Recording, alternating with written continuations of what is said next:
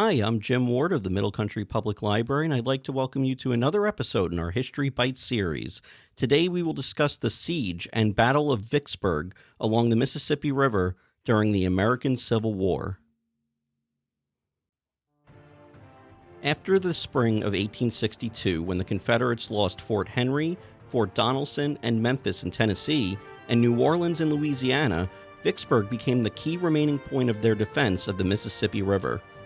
The capture of Vicksburg would yield the North control of the entire course of the river and thus enable it to isolate those Confederate states that lay west of the river from those in the east.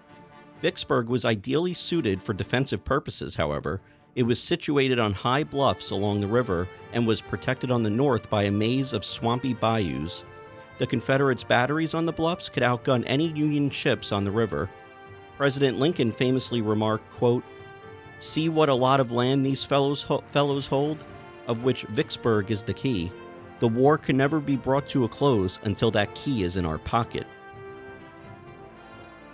A Union naval expedition using ironclads during May to June 1862 to subdue the Confederate batteries failed, as did an attempt to take the city by land from the north by General William Tecumseh Sherman in December 1862, as well as an attempt by Grant to cut a canal around Vicksburg that would divert the river in February and March 1863. Union Admiral David Porter had run his flotilla past the Vicksburg defenses in early May 1863, as Grant boldly marched his army down the west bank of the river towards opposite Vicksburg, crossed over back into Mississippi, and drove toward Jackson, the state capital. After defeating a Confederate force near Jackson, Grant turned his troops back to Vicksburg. On May 16th, Grant defeated a force under General John C. Pemberton at Champion Hill, one of the Confederates' last defenses outside of Vicksburg. Pemberton retreated back to Vicksburg, and Grant sealed off the city by the end of May. In 3 weeks' time, Grant's men had marched 180 miles, won 5 battles, and captured some 6,000 prisoners.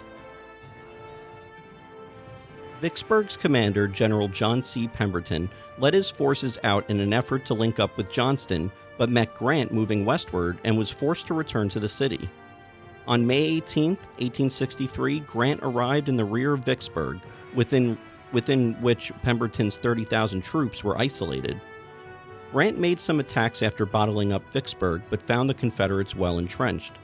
Starting on May 18th, preparing for a long siege of Vicksburg, Grant's army constructed 15 miles of trenches and enclosed Pemberton's force of 30,000 men inside the perimeter.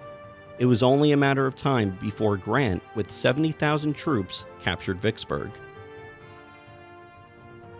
Grant controlled all the approaches to the city, and by early June the Confederate garrison was desperately short of ammunition and on the brink of starvation. Reduced in number by sickness and casualties, the garrison of Vicksburg was spread dangerously thin.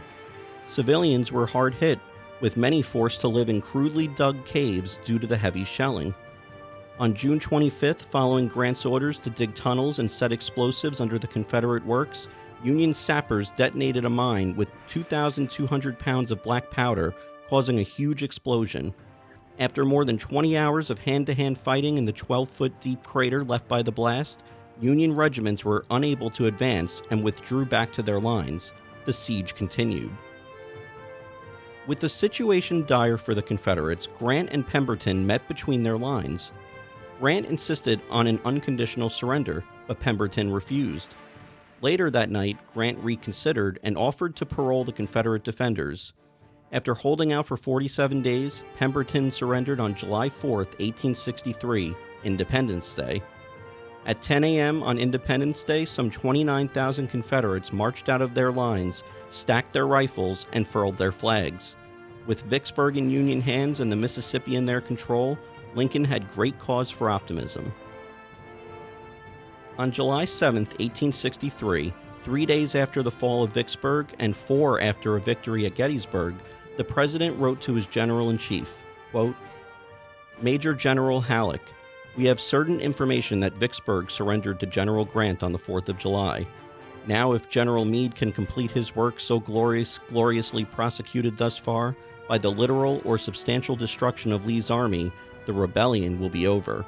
Yours truly, A. Lincoln." President Abraham Lincoln wrote that the Mississippi River, quote, again goes unvexed to the sea. The Confederate defeat at Vicksburg and a second Union victory downriver at Port Hudson, Louisiana, ensured that the Union would have complete control of the Mississippi River.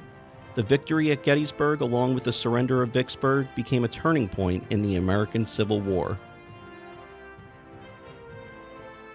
Thank you for joining us for today's episode. If you enjoyed it, click like, and if you watched on YouTube, hit subscribe. Thanks so much, and we'll see you all next time.